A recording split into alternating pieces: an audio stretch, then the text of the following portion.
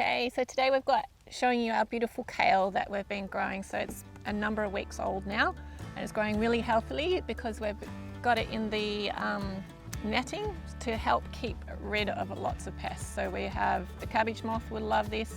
Also one season last year we had, without the netting, we got obliterated at the end of the season by a whitefly, like millions of these whiteflies everywhere. So this season is going to be perfect under the netting, so we won't have any problems with all that. This is a curly leafed kale. There is lots of different types of kales. You can use them for all sorts of things. You can add it into any of your dishes to add a bit of green. You can use it for smoothies.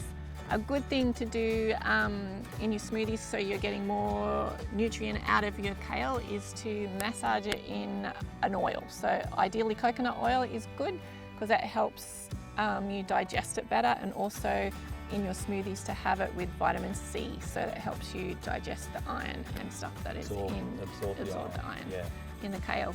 Kale's pretty easy to grow. It can do with a little bit of shade, so we've got it in one of the shadier spots of our veggie patch, so it'll thrive better in that sort of environment. Also, we planted little seeds in our first episode that we did, so these are the kale ones here. So we're going to leave them just for another couple of weeks, and then we'll plant those ones out as well.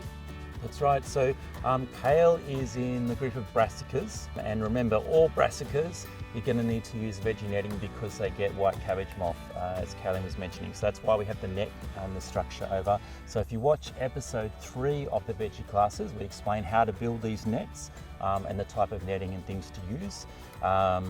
Brassicas are also in the first group, which is the nitrogen loving plants. So remember, in our crop rotation, we first of all add nitrogen to the bed, and then we have plants that love nitrogen, so this would be that group of plants. And then we go on to our fruiting vegetables and our rooting vegetables. And you can learn more about that in episode 4 of the veggie classes, where we go through crop rotation and soil health as well. Highly recommend you grow kale. It's also great kind of fried and baked as well. Yeah. Really versatile, super healthy. It's one of the super foods. Yeah, that really good for you. We have it just raw in smoothies, and because you're just getting the most nutrients there, just having it raw straight up.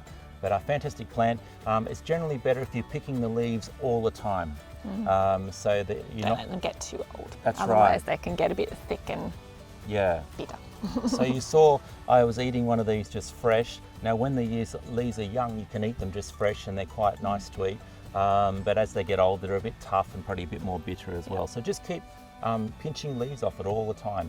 If you can't get through the amount of leaves you got, pinch them off and put them into the compost bin and return them back into the soil again. So another great vegetable to grow.